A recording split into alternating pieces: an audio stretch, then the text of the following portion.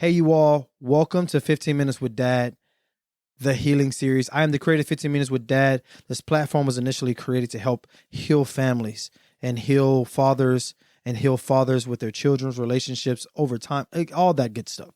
But I've come to find out that I needed to heal myself. And so this is the healing, my part of the healing.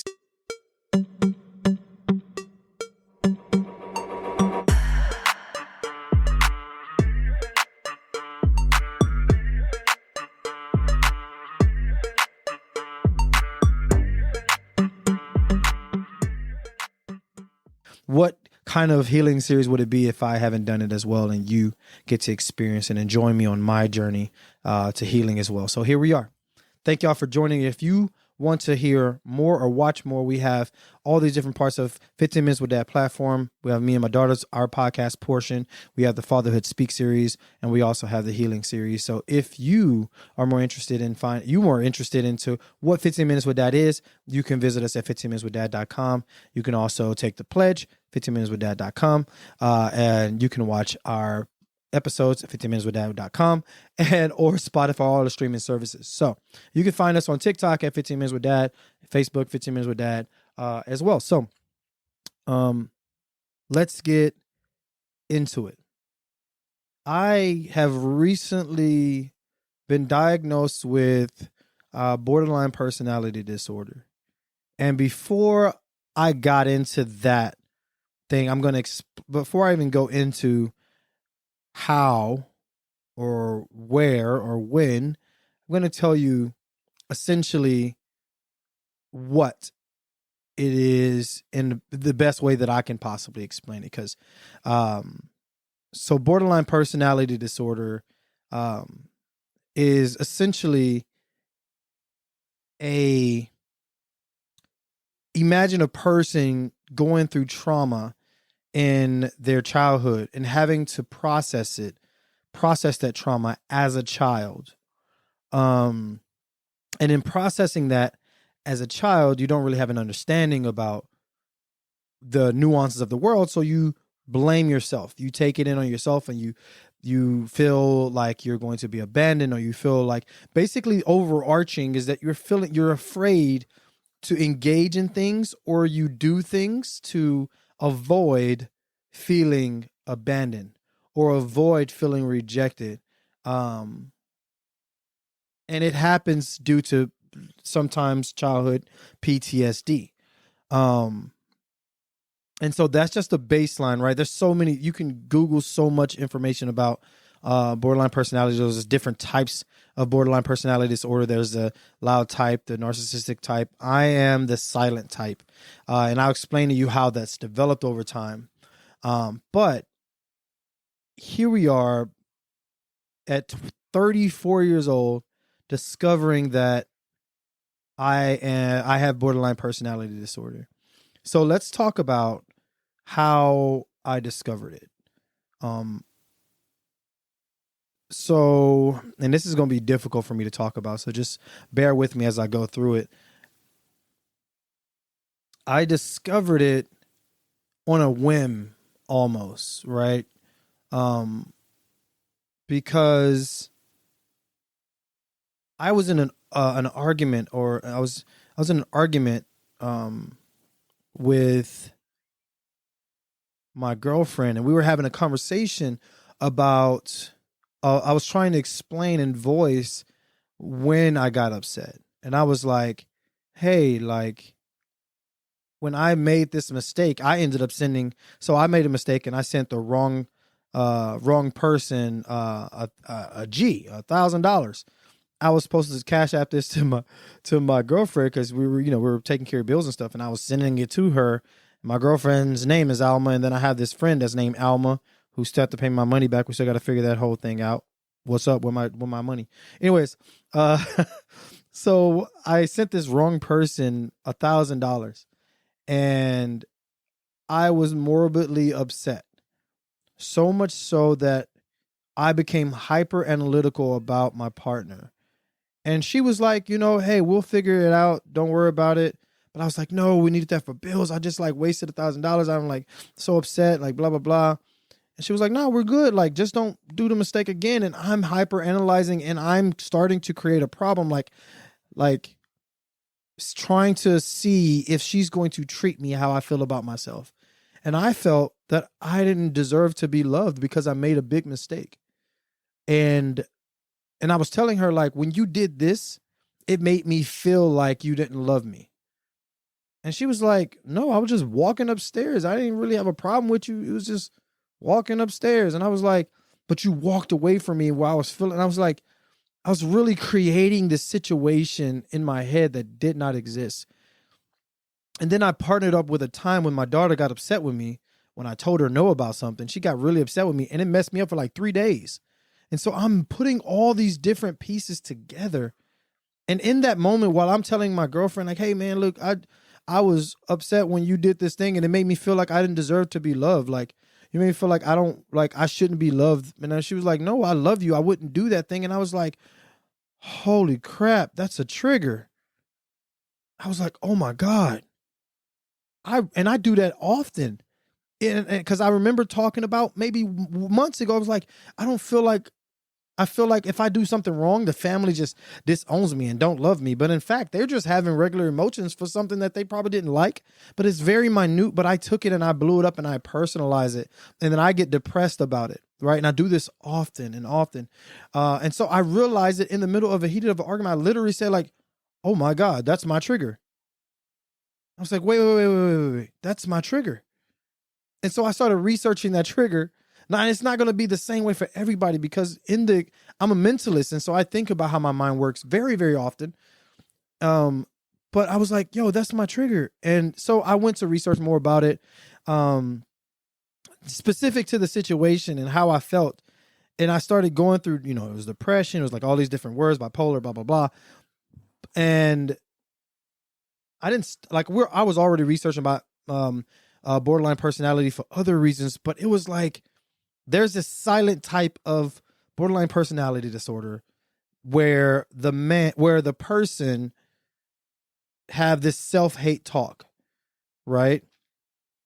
And I'm going to talk to you throughout this entire series about how that self-hate talk, that feeling of abandonment or that feeling of not deserving to be loved may seem like that's what the world is, but in fact, a lot of us are really creating that reality. And I'm going to tell you how it impacts different forms of my life from inside of me and outside of me. But what I'm telling you guys is that there was this whole narrative that I live in at any given time. Like I try to be perfect in everything that I do. I have this thing about like trying to make sure that the quality of everything I do is absolutely perfect. And if it's not perfect, it doesn't get done. And it also stems to a lot of things that I was like, I was kind of self-diagnosed ADHD for a very long time because I've done research. I was like, I got ADHD. But then when I started understanding borderline personality and how they connect so directly, and like 95% of the people that are diagnosed with ADHD are diagnosed with borderline personality and the opposite the other way. So I'm like, like I've been suffering with all this stuff and I thought it was like just a mental disorder when in fact I have this trauma that is still embedded in my nerves. And borderline personality also affects my success. So when I try to figure out why am I successful in things that I do, it's also affected by the borderline personality disorder. It's crazy. And I'm going to talk to you. Just stick with me because it's it's complex. And I'm going to try to simplify it the best way that I understand it and give you all the nuances of this thing, right? So when we're talking about when I accepted that this was a thing. I went and signed up for therapy specifically for BPD. So I went to this EMDR session, and that's a therapy that I'm taking. This was referred to me about 2 years ago by a buddy of mine who's big in male mental health. And he's a psychologist. I think he's a psychiatrist. I just have to figure that out. But he's very big on male mental health. And I was explaining to him how I overcame depression in an unorthodox way, right? Like I didn't go to a therapist to overcome depression. I did hypnosis. I did mindfulness. I did meditation. I did affirmations. I did this whole other process of trying to overcome depression without therapy. I was broke at the time. Probably wasn't. I kind of could have used my insurance. I don't know. But I overcame depression. I thought that I was good. And I explained this to him. I was like, yeah, like I went through all this stuff and I'm very passionate about mental health. Like I overcame depression. And when I feel triggered, I do these things and I call them anti-triggers, right? I do these, when I feel triggered, I go and I do these things to calm myself down and bring myself to it. And he was like, brother. And when somebody give you brother, they about to lay it on you. And he said some very simple words. He was like, you shouldn't be triggered. Your triggers should not exist. You need to work on that. And I was like, what do you mean my triggers? I thought this was a for life thing. Like whatever happened. It is what it is. It's a for life thing. It's not. So he told me that 2 years ago. And I thought like, yo, I'm good. I was single at the time, right? And it wasn't until I got into a relationship that I realized how much work I have not done. Because at that time, in that relationship, I know that I think young Jeezy, what's his name? Jeezy and was in a podcast or a talk, and they said something that rang with me in my head, lives rent free in my head. But basically, he said that you're not like intimacy is the door to your trauma, or intimacy is like exposes your trauma. You don't really know how deep your trauma is until you become intimate with someone. And so need I mind you, I think I'm good, right? And I'm in this relationship and we've been together for about 2 years. And there are all these moments where I'm triggering my girlfriend and she's triggering me, and we understand that we both have a really traumatic childhood, right? But in my case, I didn't think I was triggered. I didn't think that the triggers were a problem until they started getting a really big problem, and I was going into these mental states and I was blaming her. I'm like, yo, you making me depressed, like you making me sad. In reality, it's my triggers. I didn't focus on my triggers. And so here we are. I am in EMDR therapy, which means eye movement desensitization reprocessing. And essentially, this is a scientifically proven way that people with PTSD usually go through to overcome their trauma. It's very trauma. And then we're partnering that with this thing called DBT, which is dialectical behavioral therapy. And this is what my treatment's going to be, right? And I'm going to talk to you guys about the trauma.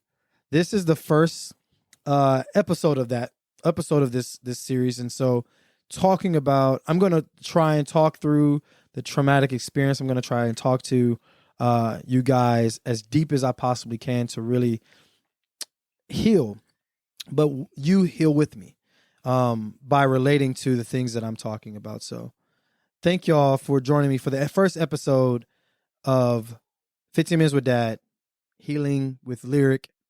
And I see you guys in the next episode. If you enjoyed your experience, make sure you like and subscribe to our YouTube channel. Make sure to turn on your notifications so that you don't miss another episode. You can like and share us on Instagram or TikTok at 15 Minutes with Dad. And remember, 15 minutes is a short time, but better than no time. Spend it with someone that you love.